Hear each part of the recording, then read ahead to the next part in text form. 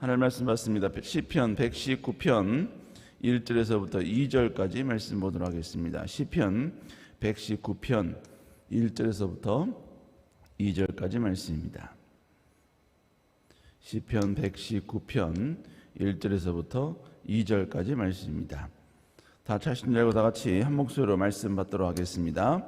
행위가 온전하여 여호와의 율법을 따라 행하는 자들은 복이 있음이며 여호와의 증거들을 지키고 전심으로 여호와를 구하는 자는 복이 있도다. 아멘. 오늘 시편 119편 1절에서부터 2절의 말씀을 가지고 복된 삶이라는 제목으로 함께 말씀을 나누도록 하겠습니다.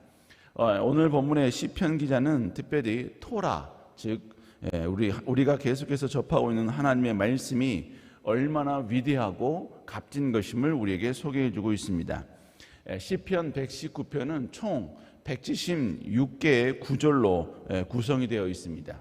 그런데 이 176개의 이 구절은 크게 두 개로 나눠져 있습니다. 88절을 기준으로 1부와 2부로 이렇게 구성이 되어 있고요. 그리고 각 1부와 2부는 각각 11개의 문단으로 구성이 되어 있습니다. 그러니까 총 시편 119편은 176개의 구절로 되어 있고 총 22개의 단락으로 구성이 되어 있는 것입니다. 이렇게 구성된 22개의 이 단락은 공통적으로 말씀은 무엇인가, 하나님이 우리에게 계속해서 선포하시는 이 토라, 하나님의 말씀은 어떤 것인가, 각 문단은 서로 다른 관점으로 이것을 새롭게 정의를 해놓고 있습니다. 오늘 본문은 일부 첫 번째 문단에 속한 전반부에 해당합니다.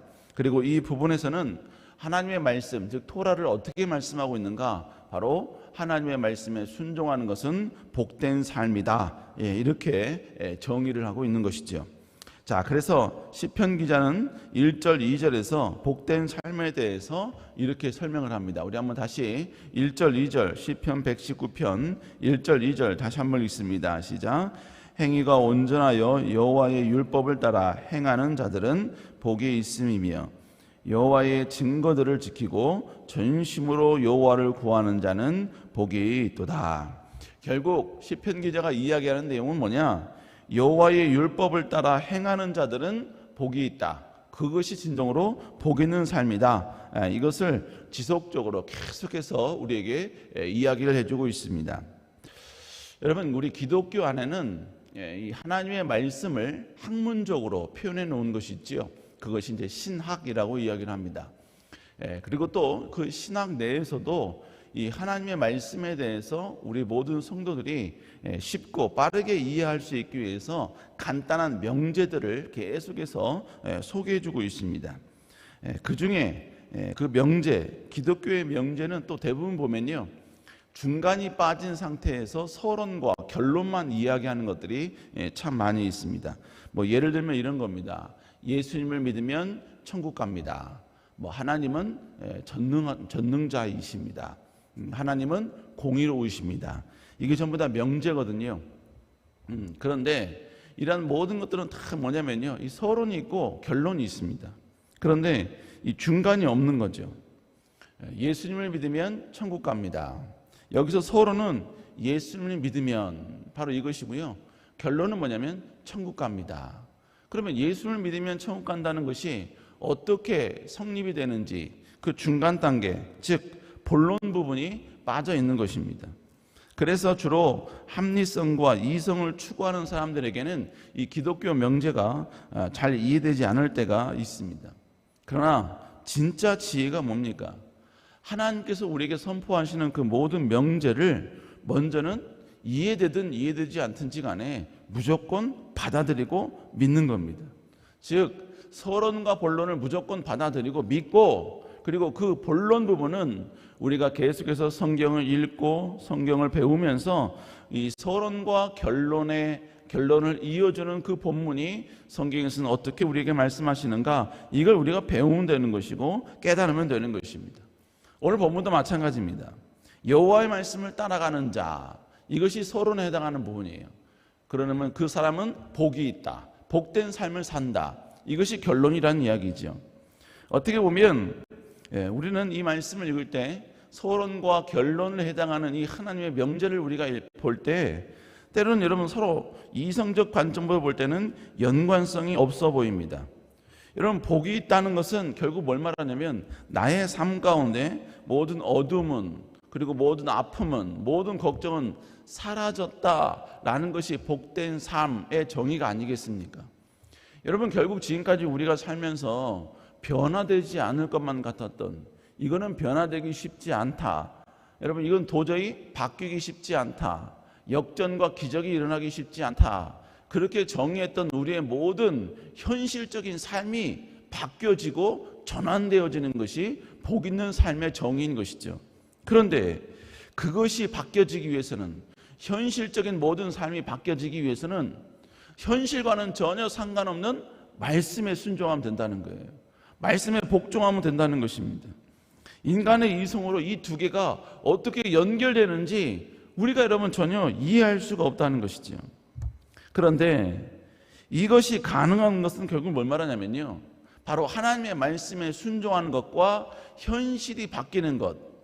인간의 이성으로는 도저히 연결성이 없다고 생각하지만 인간의 눈으로는 보이지 않는 그 중요한 매개체가 이 둘 사이를 연결해 놓기 때문에 이 모든 것이 가능하다는 것입니다. 이게 무슨 얘기냐? 자, 지난주에 제가 이제 설교한 내용 가운데 한 예화인데요. 내용은 이렇습니다. 기저귀 판매량하고 맥주 판매량은 전혀 서로 연관성이 없는 항목이지요. 그런데 현실적으로 보니까 기저귀 판매량이 높아지면 맥주량의 판매량도 높아지게 된다는 것입니다. 왜냐하면 전혀 연관성이 없는 이 두 항목을 우리가 알지 못했던 어떠한 중요한 매개체가 서로 연결을 해주더라는 것입니다. 그 중요한 매개체가 누구였냐면 바로 애 아빠들이었습니다. 내용은 이런 겁니다. 남자들이 퇴근을 하는데 피곤한 가운데 퇴근을 하는데 아내에게 전화가 오는 거예요. 바로 마트에 들려서 기저귀를 사오라고 전화가 온다는 것이죠. 그럼 남자 입장에서 너무나 피곤한데 마트까지 들려야 되니까 이제 더 짜증이 나는 겁니다. 그 짜증난 그들의 마음을 보상이라도 하듯 남자들은 기저귀를 산 이후에 반드시 보상 심리로 맥주를 구입한다는 거예요. 그리고 그렇게 집에 들어간다는 것입니다.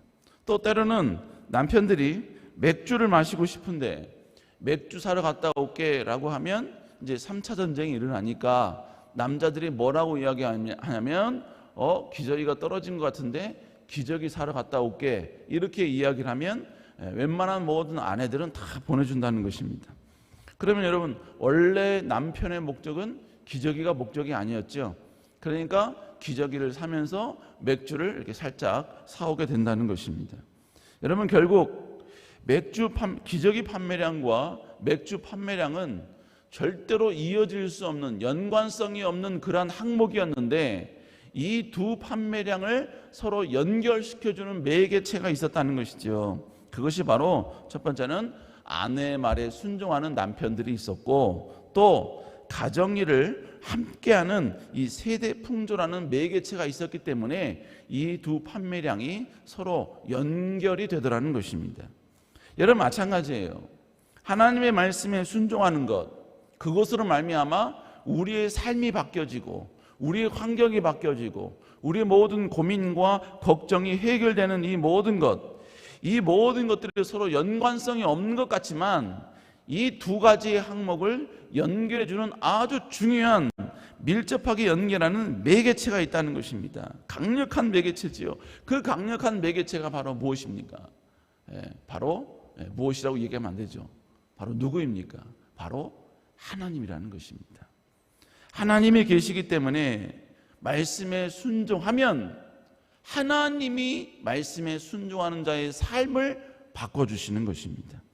하나님이 계시기 때문에 전혀 두 가지의 항목이 연관성이 없는데 하나님이 계시기 때문에 이 두 개의 연관성이 이 항목이 서로 연결이 되고 그리고 우리의 삶과 우리의 현실이 놀랍게 변화되어지며 치유되어진다는 것입니다. 여러분, 그런데 우리가 잘 알고 있는 하나님은 어떤 하나님이십니까? 바로 전능하신 하나님이십니다. 여러분, 야곱이 형에 의해서 집을 나와서 삼촌 라반의 집으로 갈 때 그 중간에 여러분 하나님이 그에게 임재하시잖아요. 그때 뭐라고 말씀하시냐면 창세기 28장 3절에 보니까 전능하신 하나님이 내게 복을 주어 내가 생육하고 번성하여 내가 여러 족속을 이루게 하시고. 여러분, 하나님은 제일 먼저 아무것도 없는 야곱에게, 그리고 어떤 것도 챙겨올 수 없는 야곱에게, 오히려 여러분 힘이 연약해서 형으로 말미암아 죽임을 당할 수밖에 없는 그런 연약한 존재인 그 야곱에게 하나님이 오셔서 하신 말씀이 뭐냐면 나는 전능하신 하나님이라는 거예요. 그러니까 네가 아무것도 없지만 너에게 반드시 많은 축복을 주고 많은 형통을 너에게 선물해 주시겠다는 것입니다. 여러분, 결국 아무것도 없는 야곱이 위대한 축복을 얻는다? 여러분, 전혀 여러분 인간의 상상으로는 받아들이기 쉽지 않은 내용이지만 이 모든 것이 가능한 이유는 전능하신 하나님이 계시기 때문에 그런 것입니다. 여러분, 그래서 하나님께서는 이 전능하시다, 이건 뭘 의미하느냐? 바로 인간의 모든 이성과 합리성을 초월하여서 역사하시는 분이시다. 바로 이것이 전능하신 하나님이라는 의미인 것입니다. 인간은 불가능한 것처럼 보이고, 인간은 도저히 여기서 기적이 일어나지 않을 것처럼 보이고, 인간은 포기한 상황이라 할지라도 하나님은 전능하시기에 그 모든 우리가 포기한 것들은 반드시 기적과 능력과 역전은 일어날 수 있다라는 의미인 것입니다. 여러분, 그런데 하나님은 복을 주시겠다고 하실 때요, 절대로 그 복을 우리 스스로 쟁취하라 하시거나 아니면 너희들이 그 복을 누리기 위해서, 그리고 너희 삶을 변화시키기 위해서 너희들이 노력해야 된다, 너희들이 수고해야 된다, 여러분 그렇게 하나님 말씀하고 있지 않습니다. 여러분, 신명기 28장 1절에 보니까 하나님께서 이렇게 말씀하십니다. 내가 내 하나님 여호와의 말씀을 삼가 듣고 내가 오늘 내게 명령하는 그 모든 명령을 지켜 행하면 내 하나님 여호와께서 너를 세계 모든 민족 위에 뛰어나게 하실 것이라. 결국 뭡니까? 내가 하는 것이 아니라 내 하나님 여호와께서 너를 세계 모든 민족 위에 뛰어나게 하실 것이라 라고 말씀하고 있는 것입니다. 우리가 하는 것이 아니라 하나님이 해주시겠다는 것입니다. 하나님이 역사하시겠다는 것입니다. 이 놀라운 하나님의 역사를 나의 삶에 초청하는 방법이 뭐냐? 하나님의 명령에 순종하는 것이라는 것이죠. 하나님의 명령에 철저히 복종할 때 하나님은 우리의 삶에 개입하셔서 우리의 삶을 바꿔주시고 우리의 삶에 놀라운 능력과 기적과 그리고 역전을 보여주시겠다는 것입니다. 과연 이게 될까? 과연 이게 가능할까? 하나님이 해주신다는 것입니다. 하나님이 역사해 주신다는 것입니다. 뿐만 아니라 그러니까 여러분, 결국 우리가 해야 할 것은 뭐예요? 하나님의 이 말씀을 철저히 신뢰하고 순종하는 것입니다. 철저히 그걸 믿고 과연 될까? 이것이 아니라 주의 말씀에 의지하여 내가 순종하겠습니다 라는 믿음으로 나아갈 필요가 있다는 것입니다. 여러분, 그럴 때 하나님은 그 믿음을 보시고 그 믿음을 통해 놀라운 기적과 능력과 역사를 우리의 삶 가운데 보여주실 줄로 믿습니다. 여러분, 그러므로 모든 그리스도인이 동일한 하나님의 전능하심을 경험하는 것은 아닙니다.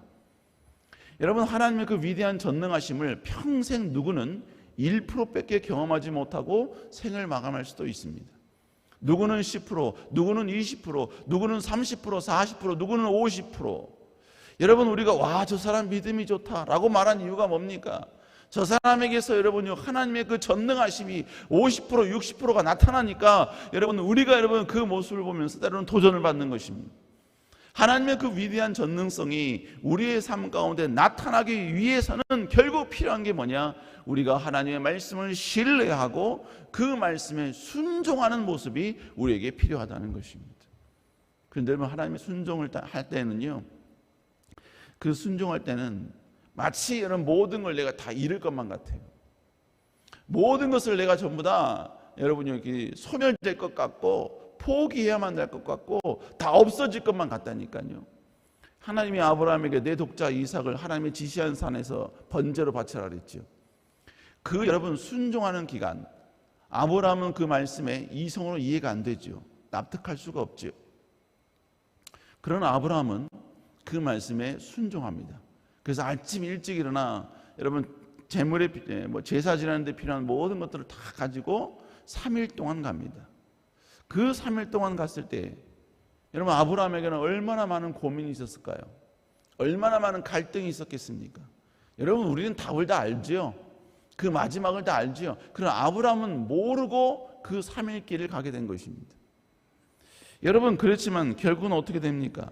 그러니까 결국 이 3일 동안 갈 때 아마 아브라함은요 하나님께 순종하면 모든 걸 다 잃어버렸을 것만 같았을 거예요. 모든 걸 다 포기해야만 한다 그렇게 생각했을 것입니다. 아들을 이제 영원히 잃어버리는구나. 아들을 이제 영원히 내 사라지는구나. 하나님이 지금까지 주셨던 이 모든 자녀들, 이 자녀 이제 하나님이 데려가시는구나. 이제 끝이구나. 아마 그랬을 거예요. 그런 생각이 없지는 않았겠죠. 물론 여러분 히브리서에 보면 아브라함은 반드시 여러분 이삭을 다시 만나게 해줄 거라는 확신과 믿음이 있었다고 표현을 합니다. 그러나 여러분 그 방법은 모르지요. 결국 우리가 하나님께 순종의 길을 걸어갈 때는요 모든 걸 다 포기할 것만 같고 포기해야만 할 것 같고 잃어버릴 것만 같은 그러한 여러분 위험성이 있다는 거예요. 그러나 그 위험성 이면에는 전능하신 하나님, 보호하신 하나님에 대한 신뢰함이 있기 때문에 하나님 반드시 위대한 기적과 능력을 베풀어 주신다는 것입니다. 그러니까 결국 내가 하나님을 얼마나 신뢰하느냐, 그리고 얼마나 큰 위험 부담을 감당하면서 하나님을 신뢰하며 전진하느냐에 따라서 우리의 삶에 하나님의 전능성이 몇 프로 오느냐, 이게 달라지게 된다는 것입니다. 우리 하나님은 우리의 삶에 하나님의 전능성의 100%를 주실 수 있는 분인 줄로 믿습니다. 아니 그 이상을 우리가 상상할 수 있는 것 이상을 우리에게 주실 수 있는 분이 우리 전능하신 하나님이신 줄로 믿습니다. 그러면 여러분 다시 한번 우리는 이 말씀을 신뢰하고 하나님 앞에 무릎으로 나가는 그런 존재가 되어야 될 줄로 믿습니다. 그런데 여러분 또 우리 하나님은요 전능하신 하나님은 그냥 가만히 계시느냐, 성경은 그렇게 말하고 있지 않습니다. 역대하 16장 9절에 보니까요 여호와의 눈은 온 땅을 두루 감찰하사 전심으로 자기에게 행하는 자들을 위하여 능력을 베푸시나니 라고 말씀하고 있습니다. 우리 하나님은 온 땅을 두루 감찰하신대요. 그리고 자기를 향하는 자들을 위하여 능력을 베풀어 주신다는 것입니다. 하나님은 지금도 온 땅을 두루 감찰하고 계십니다. 감찰하신 이유가 뭐예요? 하나님의 말씀에 순종하는 자를 찾고 계신다는 것입니다. 순종하는 자를 찾는 이유가 왜요? 그에게 바로 능력을 베푸시기 위하여 하나님은 지금도 하나님의 백성들, 순종하는 백성들을 찾고 계신다는 것입니다. 여러분 그렇다면 우리가 해야 할 일이 뭐겠습니까? 여러분 우리 인간으로서 해야 할 일은 단 하나입니다. 하나님의 말씀에 순종하는 것입니다. 이해되느냐 이해되지 않느냐 여러분 그게 아니에요. 하나님의 백성이라면 우리는 무조건 순종해야 합니다. 왜요? 이해되지 않는 것이지 그게 이해되지 않는 것뿐이지 하나님이 선포하신 말씀은 무조건 옳기 때문에 그렇습니다. 반드시 그것은 진리이기 때문에 그렇습니다. 그러므로 우리는 하나님 말씀에 무조건 순종해야 될 줄로 믿습니다. 특별히 여러분 우리는 계속해서 우리 작년 여름 수회를 여러분 계속해서 우리는 하고 있습니다. 이제 6번의 말씀이 이제 남아 있습니다. 이제 6번의 말씀, 강단에 선포되는 그 말씀을 통하여서 내가 과연 하나님 앞에 회복되어야 될 것은 무엇인가? 다시 말씀을 통해서 하나님이 내게 무엇을 말씀하시는가? 여러분 이걸 다시 한번 깨닫고 그 말씀으로 돌아오는 것. 여러분 돌아올 때 여러분 이 작년 여름 수능이 끝나고 난 이후에 우리의 삶에 위대한 하나님의 전능성이 나타나게 될 줄로 믿습니다. 하나님이 개입하게 되실 줄로 믿습니다. 여러분 이번 기회에 다시 한번 말씀을 회복함을 통하여 말씀의 순종함을 통하여 하나님의 놀라운 역전과 능력과 위로를 경험하는 놀라운 은혜가 있기를 주의 이름으로 축복합니다. 기도하시겠습니다. 사랑하는 충만하신 주님, 아버지, 특별히 우리에게 아름다운 작년 여름 순회를 주께서 허락하여 주사 말씀의 축제 가운데 우리를 초청하여 주시니 감사를 드립니다. 주님, 말씀을 통하여 우리 안에 아버지 귀가 열리게 하여 주시고 가슴이 열리게 하여 주사 아버지, 정말로 무심코 던진 귀한 목사님의 메시지를 할지라도 그 메시지 앞에 우리가 놀라운 깨달음과 도전과 은혜를 받을 수 있도록 주여 역사하여 주시옵소서. 아버지, 특별히 귀한 목사님 말씀을 선포하실 때에 여호와여 그 말씀에 위대한 능력, 힘이 나타나게 하여 주시고, 특별히 아버지 귀한 목사님 절대로 지치지 않도록 여호와께서 인도하여 주시옵소서. 한 말씀이라도 아버지 성도들에게 더 큰 은혜를 끼치기 위하여 아버지 그 육신의 연약함마저도 다시 한번 극복하며 말씀을 선포하시는 가운데 있사오니 여호와여 절대로 그 육신의 지침이 없도록 청년의 영을 허락하여 주시옵소서. 역사하여 주시옵소서. 그리하여 아버지 수련의 기간 동안 더욱더 아버지 청년의 영이 임하게 하여 주시고, 수련회가 마친 이후에도 하나님이 주시는 더 큰 아버지 새로운 새 힘의 생기가 귀한 목사님께 임할 수 있도록 여호와여 역사하여 주시옵소서. 그리고 우리는 더 말씀 앞에 복종하며 우리의 가슴이 뜨거워지는 놀라운 시간 되게 하여 주시옵소서. 아버지, 이 새벽에 나올 때 하나님께 귀한 예물 주께 드립니다. 주님, 아버지 격힌 모든 기도 제목들, 작정 기도들 주님 여호와께서 함께하여 주시고 하나님의 크신 위로와 능력이 아름답게 임할 수 있도록 주여 인도하여 주시옵소서. 여호와께서 함께 하실 줄 믿사옵고 살아계신 예수님 이름으로 간절히 기도드렸사옵나이다. 아멘. 하늘에 계신 우리 아버지 이름이 거룩히 여김을 받으시오며 나라의 마옵시오며 뜻이 하늘에서 이루어진 것 같이 땅에서도 이루어지리다. 오늘날 우리에게 일용할 양식을 주옵시고 우리가 우리에게 죄 지은 자를 사하여 준 것 같이 우리의 죄를 사하여 주옵시고 우리를 시험에 들지 말게 하옵시며 다만 악에서 구하옵소서. 대개 나라와 권세와 영광이 아버지께 영원히 있사옵나이다. 아멘. 우리 시간 함께 다 같이 간절히 기도하기를 소망합니다. 먼저 하나님 담임 목사님께 작년 여름 수련의 모든 과정뿐만 아니라 집회 이후에도 전혀 지치 않는 청년의 강함을 주시고 매 시간마다 포효하는 불의 메시지를 선포하게 하여 주시옵소서. 그리고 수련의 기간 동안 성령이 가득히 임하게 하여 주시고 온 성도들이 감격의 은혜를 받아 삶이 역전되는 축복의 간증이 끊이지 않게 하여 주시옵소서. 그리고 이제 남은 6번의 말씀을 통해 큰 능력과 치유가 나타나게 하여 주시고 오직 하나님만 드러나는 지상 최고의 천국 축제 되게 하여 주시옵소서. 우리 이 시간 주의 치고 간절히 기도합니다. 주여, 주여, 주여. 아버지 여호와 아버지 기도합니다. 주님 여호와 여기가 담임 목사님 붙잡아 주시옵소서. 여호와의 능력과 권능과 힘으로 함께하여 주사 아버지 조금도 지치 않은 청년의 강함을 허락하여 주시옵소서. 아버지 매 시간마다 포효하는 불의 메시지 선포케 하여 주시옵소서. 아버지 그 육신의 연약함이 있을지라도 아버지 성도를 사랑하는 마음으로 아버지 전심전력을 다하여 열심히 특심이 되어 하나님의 말씀을 증거하고 계십니다. 주님 귀한 목사님 불쌍히 여겨주시고 아버지 지치 않은 청년의 영으로 아버지 여호와여 귀한 목사님 함께하여 주시옵소서. 주의 권능의 팔이 귀한 목사님을 에워싸시며 주님의 크신 위로와 능력이 귀한 목사님과 함께하여 주시옵소서. 아버지 그 육신을 주님이 함께하여 주사 생기의 바람이 불게 하여 주시고 생기의 능력이 임하게 하여 주시옵소서. 주님 이번 여호와의 작년 여름 수련을 통하여 우리 온 성도들이 은혜 받게 하여 주시고 아버지 선포되는 그 말씀으로 그 메시지로 우리의 삶이 변화되게 하여 주옵소서. 삶이 아버지 전환되게 하여 주옵소서. 삶 가운데 놀라운 기적과 능력과 역전의 은혜가 임하게 하여 주시옵소서. 주님 위대한 주님과 함께 먹고 마시는 아름다운 천국잔치 되게 하여 주시옵소서.